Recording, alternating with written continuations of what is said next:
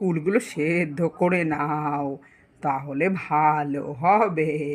আচ্ছা মা, ঠিক আছে, আমি তাহলে কুল সেদ্ধটা বসিয়ে দিচ্ছি। এই তো, একটা কড়াইয়ে কুল সিদ্ধ বসিয়ে দিলে আর এক সাইডে ভেজে নাও, তাড়াতাড়ি হয়ে যাবে কো। বৌমা, গুড় এনেছো তো?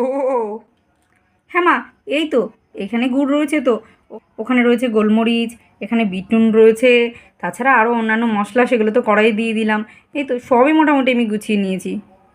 এই তো মা, দেখুন না, দেখতে দেখতে কুলগুলো সেদ্ধও হয়ে গেল। কুলগুলো কিন্তু বেশ ভালো ভালো করে সব কুলগুলো সেদ্ধ করে নিয়েছি। আর এই যে মশলাটা হালকা ভেজে নিয়েছি, এবারে কিন্তু এই মশলাগুলো একটু গুঁড়ো করে নিতে হবে শিলে, তাহলে এই মশলাটা রেডি হয়ে যাবে। এই তো, এবারে আমি শিলনোড়ায় ভালো করে মশলাটা বেটে নিই, তাহলেই তো হয়ে যাবে। আর এই